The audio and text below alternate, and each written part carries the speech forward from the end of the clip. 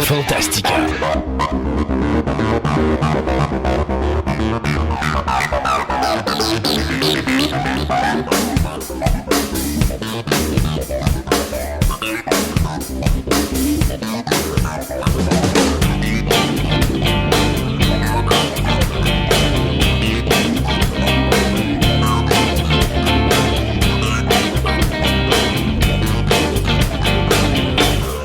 Bienvenue à vous tous à cette version abrégée de l'émission intitulée Fantastica.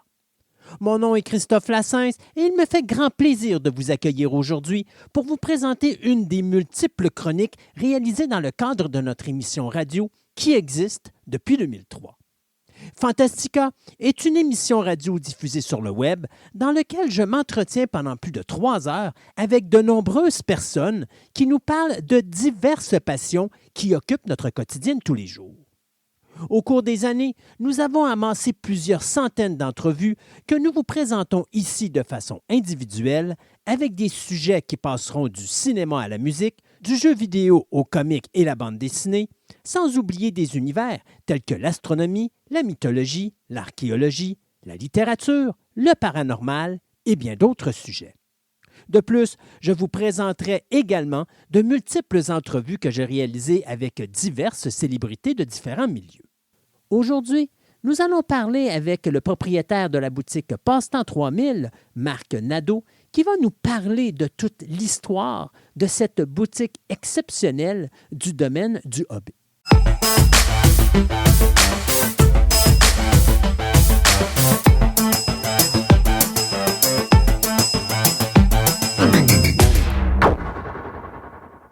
Je suis présentement dans ce que j'appellerais la caverne d'Ali Baba. Alors, il y a tellement de choses dans ce magasin-là que je ne sais pas par où commencer, que ce soit des téléguidés, des drones, des die-casts, des jeux de société, des modèles à coller, des casse-têtes. Enfin, si on a besoin de quelque chose, ça doit être chez Passe-Temps 3000. Ben, mon ami Christophe, bienvenue chez Passe-Temps 3000 à Fleur de Lys. Alors, vous aurez deviné que je suis avec Marc Nadeau, propriétaire de Passe-Temps 3000.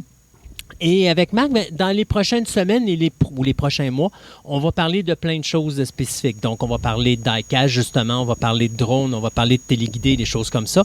Mais là, aujourd'hui, je me suis dit, ça serait le fun d'avoir un historique de Passe-Temps 3000. Comment c'est venu au monde? Qui a créé ça? Parce que malheureusement, c'est pas toi. T'es encore beau bonhomme, très jeune, alors je pense qu'il y a eu une génération avant toi. Un petit peu, oui. Mais ça a été créé à peu près dans quelle période? Ben écoute, ça a été créé, à ce que je cherche, à ce qu'on fouille, en 1971. OK. En 1971, écoute, on n'est pas capable de trouver le nom du propriétaire parce qu'à ce moment-là, il ne rentrait pas les coordonnées totales au gouvernement sur les propriétaires de business. Donc, en 1977, M. Turcotte, Gilles Turcotte de Québec, a acheté ce magasin-là qui, à ce moment-là, on était tout près du Quai Marc, ici, dans le centre commercial. Donc, on était déjà à Fleur de Lys. Oui, mais en fait, Passe-Temps 3000 a été créé à Fleur de Lys et il est encore là présentement. Donc, ça fait quoi, 45 ans? Oui, si on 46 fait ça ans? vite fait, là. Oui, exactement. Fait que M. Turcotte a continué ça, si on veut. Il y avait 400 pieds carrés à ce moment-là, c'était tout petit. C'était pas une ligne qui l'intéressait. On va faire une petite histoire courte. Là. C'était pas de quoi qui s'intéressait parce que c'était un monsieur qui était complètement dans autre chose, dans le commercial, mais dans autre chose. Donc, il était plus dans la restauration. Donc, ils ont décidé de garder ce commerce-là au fur et à mesure que les semaines passèrent avec sa femme. Lui, il était là avec Mme Turcotte. Puis, écoute, ils ont tombé en amour avec le jouet. À ce moment-là, on avait 2 lignes. Modèle à coller et les fusées. Tu te rappelles les fusées? Oui. De toute façon, dans une autre émission, on va sûrement s'en parler. OK. Donc, il a commencé comme ça. Il y a eu 2 agrandissements ensuite de ça. Puis, 7 ou 8 ans plus tard, il m'a connu. On s'est rencontrés. Moi, j'étais déjà un client de cette boutique-là, un petit passionné. J'étais jeune à ce moment-là. Puis, c'est comme ça un peu qu'on s'est connus. Fait que, grosso modo, M. Turcotte, à un moment donné, il m'a demandé « Pourrais-tu me faire des petites réparations pour tout ça? » Parce qu'il voyait bien que j'étais vraiment, mettons... on est quoi, dans les années 80? Début on des est années en 85. OK. En 85. Fait que j'étais jeune. À ce moment-là, j'avais 9 ans. Donc, tout bonnement, j'ai commencé à travailler pour lui la fin de semaine, mais pas sur le plancher parce qu'on s'entend qu'à 400 pieds carrés, on ne peut pas être 7. Non, c'est sûr. Fait qu'écoute... Mais à 9 ans, on prend pas beaucoup de place sur un plancher, Marc. Non, mais j'étais pas là comme conseiller. Il me voyait plus comme un passionné qui mordait dans ce hobby-là, si on veut. Fait que là, je réparais des voitures téléguidées. Je réparais un peu de n'importe quoi. Je réparais même des choses que Toys R Us, à ce moment-là, était de l'autre côté du centre commercial. Oui, effectivement.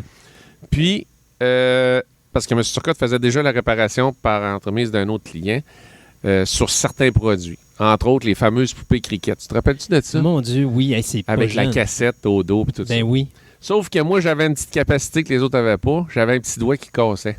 OK. Fait que les yeux, la poupée cricket, faire une histoire courte, décrochait.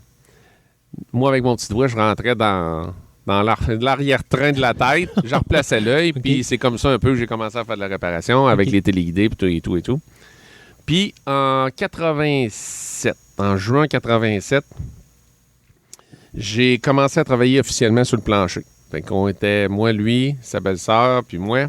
Puis là, c'est comme ça, c'est comme... Donc là, on a 11 ans. Ouais, j'avais 11 ans. Je venais d'avoir 11 ans à ce moment-là.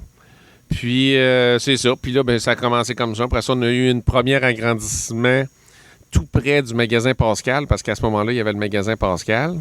Là, on a tombé à 1000 pieds carrés. Et là, je te dis, là, c'était la folie, ben, entre autres pour nous autres, parce qu'on devenait comme le gros magasin de hobby à Québec. Écoute, 1000 pieds carrés, c'était pas Toys R Us, là. Mais on était tout énervés de ça, qu'on a fait... Mais pour quelqu'un qui a 11 ans, c'est rendu un Toys R Us. Exactement. Parce que c'est vaste. Oui, puis là, c'est des nouvelles lignes. Là. Oui. C'est pas juste du modèle à coller puis des fusées. Là, on a les peintures, on a tout s'accroche à ça. Mais là, on rentre fort dans le téléguidé qui commençait à être populaire à ces années-là. Ben, en fait, il était populaire. Le téléguidé a toujours été populaire en Amérique du Nord. Mais dans ces années-là, au Québec, il y a eu comme un cru. Il y a eu plein de club qui s'est accroché autour du centre commercial à Vanier, au centre François-Charon, ainsi de suite. Fait que là, on a comme développé le téléguidé à grande échelle, si on veut. Mais là, pour revenir en arrière, parce qu'il faut que les gens comprennent qu'avant Fleur de Lys, il n'y avait rien autour. Non, absolument. Il n'y avait pas les routes, puis les ci, puis les ça, Non. comme on les a aujourd'hui. Il y avait Donc, juste la strip commerciale de l'autre côté, qui était le magasin principal, c'était Toys R Us. Puis je te dirais 3-4 boutiques, magasins généraux là-dedans. En fait, il y avait un restaurant, puis je me rappelle plus trop. Fait que là. des buttes de sable, il y en avait. Oui, il n'y avait pas de problème avec ça. C'est Puis en fait, on avait l'autoroute Laurentienne qui était très bien faite. On avait Soumande, Bocage, tout était là. Mais en fait, ça commençait le téléguidé. Là, Oui. Écoute, c'était l'agrandissement. M. Turcotte met le total. On fait des belles tablettes neuves, tout ça. On a fait 3 mois. Oh. Le centre commercial arrive. On venait, je te dis, je vais dire comme M. Turcotte, on n'a même pas fini de se placer. Le centre commercial nous offre une nouvelle emplacement face à où qu'on était pour 1250 pieds carrés. Et là, c'était... qu'est-ce qu'on va faire? On vient de déménager. Finalement, on traverse juste l'autre côté dans l'aire de restaurant numéro 1 à ce moment-là. Puis, on refait le magasin 3 mois plus tard. Mais normalement, ça, c'est le... Ben, je sais pas, à l'époque, aujourd'hui, ce serait le centre d'achat qui probablement vous aiderait à faire... Oui, mais tu sais, à ce moment-là, quand probablement qu'il y avait besoin du local, donc, absolument, les centres d'achat... Ils sont propriétaires. Ils sont propriétaires. C'est ça. On est locataires. Fait qu'on essaye de dire oui autant que possible. Non, ben là, ils nous remettent dans un coin qui est plus ou moins Ouais, alléchant. oui. Donc, fait qu'on redéménage à nouveau. Fait que là, on recommence, mais là, avec un magasin avec un plafond, je me rappelle, c'était marquant. On était parti à un plafond de 10 pieds. Puis là, on s'est retrouvé avec un plafond de 20 pieds. Wow. Je sais pas si les gens nous connaissent, là, passant 3 mois au début, monsieur et madame Turcotte, là. Les deux ensemble, là, on fait un petit joke en passant, c'était 8 pieds, là. Fait que tu pensais, moi, j'étais grand. Fait que là, j'étais devenu comme le numéro 1 pour le stock en hauteur et tout. Fait que là, c'est comme ça que c'est arrivé. Et finalement, ben, à force de voyager avec M. Turcotte à travers le monde, parce que honnêtement, il voyageait un peu, mais là, il se sentait comme un peu plus ferré avec moi, tu sais, qui fonçait, qui mangeait du produit, si on veut.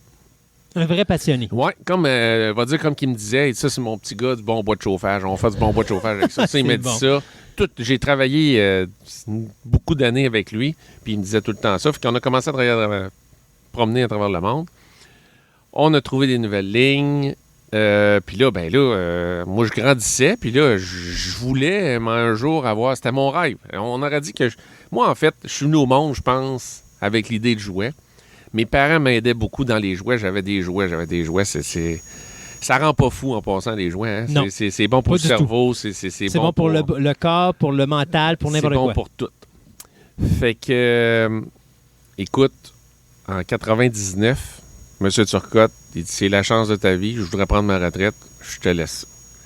Allez, je te laisse ça. Écoute, je suis plus vieux un peu, mais je suis encore jeune, puis on n'a pas les moyens, bien souvent, pour acheter ces commerces-là. Exact.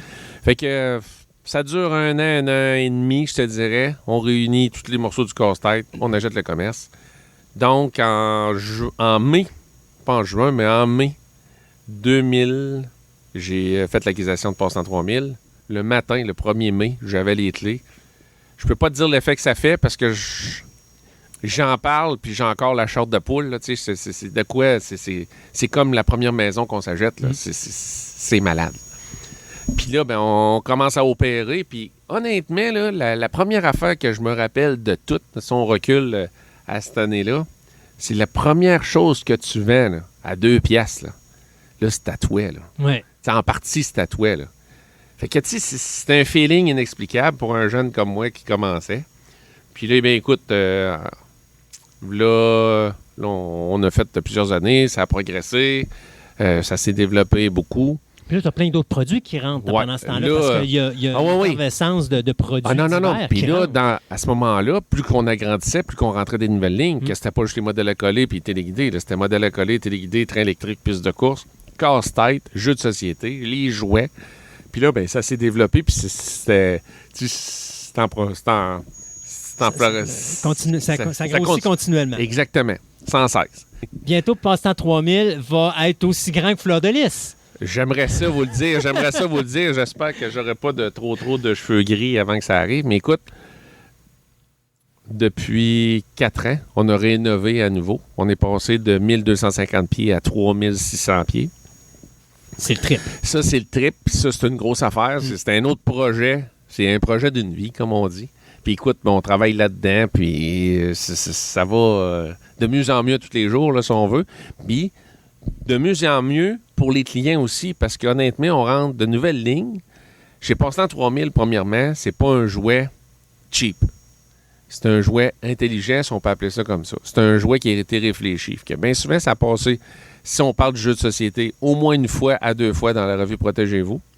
Si ça a été reconnu par des compagnies américaines, par des congrès mondiaux, on a le produit. Donc, c'est toutes des choses que, soit que j'ai testées personnellement, que des amis proches l'ont testé, puis c'est un peu sur cette lignée de produits-là qu'on veut. Fait qu'on est vraiment dans la qualité. C'est sûr qu'il y a des choses qui sont dispendieuses sur certains points de vue de gens, mais pour des hobbyistes, des professionnels, entre guillemets, qui sont crinqués de ces produits-là, bien, eux, c'est tout à fait normal d'acheter une voiture téléguidée à 300, mais on en a à 100, puis on en a à 50, puis on a des casse-têtes à 10$, puis on a des casse-têtes à 100$. Tu comprends? Ça, il y en a pour tous les goûts. Il y en a pour tous les goûts. C'est un peu ça que de toute façon, tu n'as pas le choix dans un commerce. Il faut que tu en ailles pour tous les goûts. Parce exactement, que sinon, exactement. Puis, l'avenue du grand local a fait qu'on a pu se diversifier dans beaucoup de choses comme ça. Là. Au lieu d'avoir une ligne qui a 7-8 produits, bien, on est rendu avec la même ligne, mais avec 125-130 produits. Et pas juste en largeur, mais surtout en hauteur. Oui, là, on est tombé avec un plafond de 30 pieds. C'est beaucoup de gérance de marchandises. Mais écoute, tu ne créeras peut-être pas, mais écoute bien ça. En 1986, Passe-Temps 3000 avait 2900 codes numéros différents. Aujourd'hui, en date du 1er janvier, si on veut. 2017. On a 408 000 produits, donc 408 000 codes différents dans notre système. C'est quelque chose. Là. Quand on pense qu'un maxi, un magasin à grande échelle, a 60-70 000 produits. Tu sais, c'est beaucoup de choses. Ouais. C'est pas juste des grosses boîtes, il y a de la petite pièce. Tu sais, on s'entend un véhicule, un numéro va avoir 80-90 numéros, mais quand tu es rendu avec 90, 100, 200 numéros différents juste d'un modèle, ça commence à faire de la sauce. Puis là, tu as des petites pièces à part parce que en fait, nous, notre spécialité, c'est le téléguidé. Donc, on a les pièces pour tout, que ce soit un véhicule à 50$ ou un véhicule à 600$, j'ai les morceaux pour tout le monde. Okay. Puis on fait la réparation sur place. Tu sais, c'est beaucoup de choses en même temps, mais j'ai une petite gang de passionnés. Mes employés, il faut que j'en parle. Écoute, il y en a que ça fait quand même 20 ans qu'ils sont avec moi depuis le début. Gaétan, entre autres. J'ai Jean-Sébastien, qui ça fait 19 ans, un jeune qui venait un peu comme moi au début. Il venait passer ses midis. Il finissait l'école à 12h05, ici, au Coteau Pavillon Technique. À 12h10, il était dans ma boutique. Il mangeait sa sandwich debout. C'est un autre qui est encore là avec moi, puis je pense qu'il n'est pas parti. Là. Après ça, j'ai c'est peut-être un futur Marc? Peut-être. Oui, c'est ça. Écoute, puis après ça, j'ai Joël, j'ai François, qui font un super job. J'ai mes plus jeunes, mes bébés, là, que je les appelle, qui sont des petits passionnés nouveaux. Là. Écoute, puis j'en profite pour dire que si des fois, il y a des gens qui veulent se joindre à mon équipe, qui ont du cœur au ventre, puis qui sont passionnés, on est ouvert, là, on aime ça avoir des nouvelles têtes qui travaillent avec nous, parce que on n'est pas borné ouvert à plein de nouveautés. Là, on veut progresser, là, donc toutes les idées sont bonnes. Là. Tantôt, tu me disais, quand tu t'occupais des réparations de téléguidés, tout ça, tu avais 11 ans à peu près? Oui. Qui a formé Marc pour faire ça? Ou est-ce que Marc était tellement passionné qu'il l'a appris par lui-même? Oui, mais en fait, c'était un peu des deux. Écoute, à ce moment-là, on n'avait pas d'Internet, donc c'était des livres. Non, effectivement. Puis mon père, mon père était bébé comme moi. Fait qu'on avait des jouets high-tech jeunes, nous. Fait que j'ai appris à monter, démonter, taponner. Mais honnêtement, c'est à force de n'avoir, à n'échanger. Écoute, je l'ai appris sur le tas, comme on dit. Là. Puis là, aujourd'hui, des dernières années, avec l'arrivée d'Internet, donc on a tout accès à l'information, aux produits dérivés, aux vues exploser des véhicules. Donc, ça devient plus facile. Mais c'est quand même pas une affaire qui est facile. Trouver les problèmes aujourd'hui avec l'électronique qu'il peut y avoir dans un modèle, là, c'est... Surtout qu'avec la technologie qui n'arrête pas de devenir de plus en plus perfectionnée, ça devient de plus en plus complexe. Absolument. Puis c'est plus, je te dirais, un problème mécanique. C'est un problème électronique. Ouais. Donc, c'est une nouvelle façon de réparer les choses. Là. Mais ça ne fait rien. Le service avec les gens est bon. Puis le service qu'on a avec les compagnies mères de tous ces produits-là, avec notre renommée, moi, il n'y a plus de problème. Mais de toute façon, on s'entend qu'un commerce ne vit pas aussi longtemps si en arrière, il n'y a pas quelque chose de très sérieux. Exactement. Alors, moi, je ne connais pas de compagnie qui traite mal les clients, que soudainement vont vivre une trentaine, quarantaine d'années. C'est impossible. Là. Dès qu'un magasin a atteint un certain nombre d'années, c'est un créneau en arrière qui fait que il y a une raison pourquoi ce commerce est là. Principalement, c'est son sérieux et son professionnalisme. Donc, à ce moment-là... c'est certain. C'est à la clientèle d'en profiter. Exactement. Puis tout le monde nous connaît, donc on a le sourire assez facile. Hein? Moi, je suis venu au monde, je pense, avec un sourire dans la face. Donc, je l'ai encore, même que ça fait quand même 35 ans que je suis dans ce magasin-là. Puis j'ai encore la passion, fait que tant que je vais l'avoir, mais je pense que je ne perdrai jamais ça. Écoute, je recharge à avoir des petits bouts de chou, puis avoir des grands-parents, des parents venir avec les nouveaux enfants d'aujourd'hui. Mais écoute, ça fait quand même 35 ans que je suis là. Donc, aujourd'hui, je vois les nouvelles générations arriver. Tu sais, les petits bouts qui étaient avec moi au début, c'est rendu les parents. Même des fois, ils sont rendus grands-parents. Puis là, ils emmènent les petits bouts de chou. C'est quelque chose de voir ça. Là, tu sais, on a du fun pareil. Là, tu sais. Et c'est là que tu te rends compte que tu commences à vieillir. Oui, mais sauf que... c'est bien. Mais tu sais, à un moment donné, moi, je me rappelle, j'ai déjà vu des gens que j'avais vus à leur début, ça fait genre 10-15 ans. Puis à un moment donné, tu les revois, puis là, ils ont des enfants, mais les enfants t'appellent par ton nom parce qu'ils te connaissent. Puis là, c'est eux que tu sers. Puis là, tu te dis... Wow, OK, là, j'ai comme une génération en dessous, mais là, tu deviens comme quand même la personne ressource. T'as comme traversé une génération entre le père et là, tu te retrouves avec l'enfant. Mais je sais pas si ça te fait l'effet comme moi, ça me fait, mais écoute, quand tu penses à ça, c'est trippant de voir ça. Oui, c'est sûr que c'est trippant. Tu vois que c'est comme mission accomplie. Tu les revois arriver. Là, c'est hot. Moi, en tout cas, je trippe à tous les jours encore. Là. Puis c'est plaisant parce que tu dis, le père avait une passion. Puis tu vois cette passion-là qui s'en va avec l'enfant. Puis là, c'est l'enfant maintenant que tu nourris au niveau de la passion. C'est ça qui est plaisant, surtout dans notre milieu. Là. Exactement. Fait qu'il y a tout ça pour dire que la passion peut se transférer. Hein? Mais il faut que ça se transfère. Oui. Fait que si des fois, des gens, ils peuvent nous dire, écoute, mon père était passionné, moi, je ne le suis pas. Mais en le fond de lui, c'est pas vrai. C'est juste qu'il n'est pas arrêté à ça, mais un jour, ça va revenir, puis il va dire, écoute, je suis rendu comme mon père. Mais je me rappelle d'un train qu'il m'avait acheté quand j'étais petit. Colique, c'est le fun, tu sais.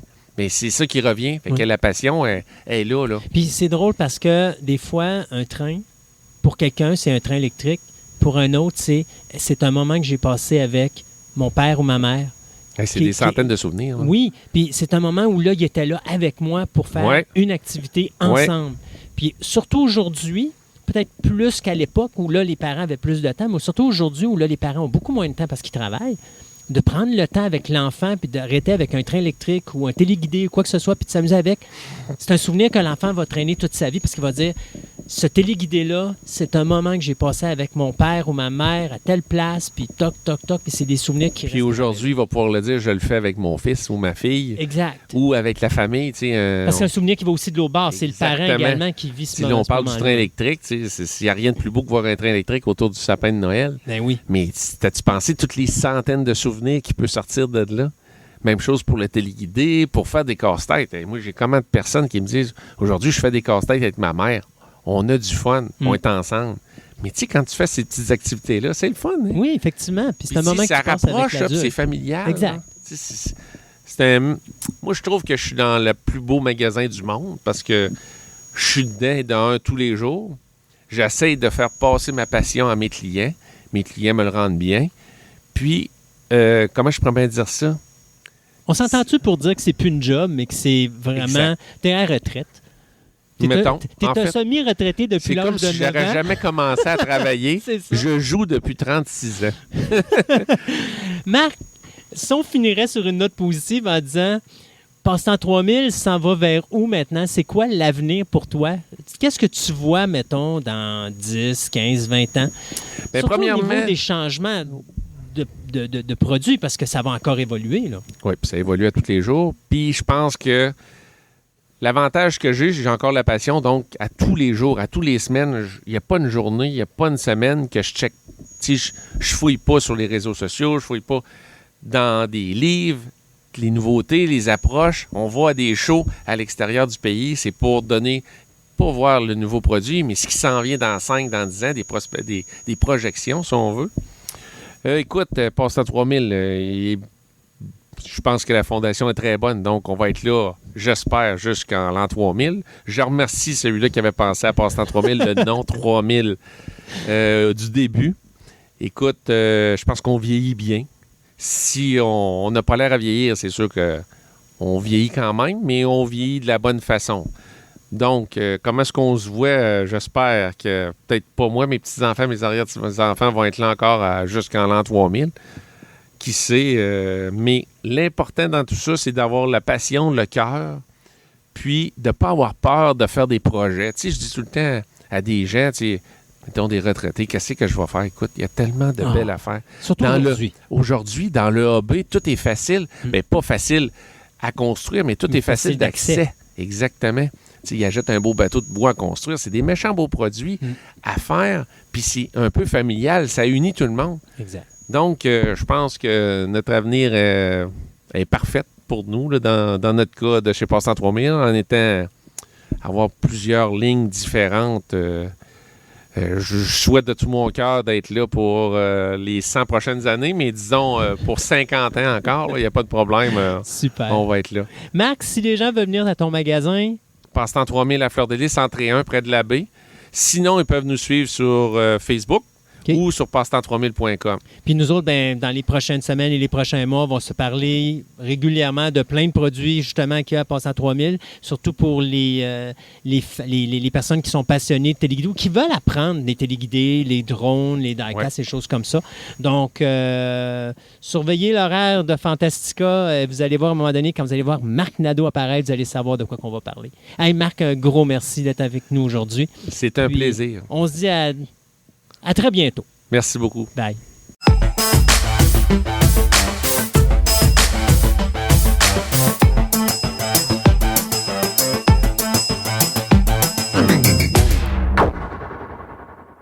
C'est déjà tout pour cette émission abrégée de Fantastica. Si vous désirez nous suivre, vous pouvez écouter notre programme de 3 heures qui est diffusé une fois ou 2 semaines, et ce, en vous inscrivant gratuitement à notre page Facebook de Fantastica Radio Web, afin de connaître les dates de diffusion des nouvelles émissions. De plus, il vous est possible de vous rendre sur notre site web au www.fantasticaradioweb.com, Fantastica avec un K, afin d'obtenir plus d'informations sur cette émission, mais également sur mon podcast Programme Double, dans lequel je vous parle de la création de divers films qui ont marqué l'histoire du cinéma. Je vous remercie de votre écoute et je vous invite à nous rejoindre de nouveau ici même afin d'écouter notre prochaine édition abrégée de Fantastica.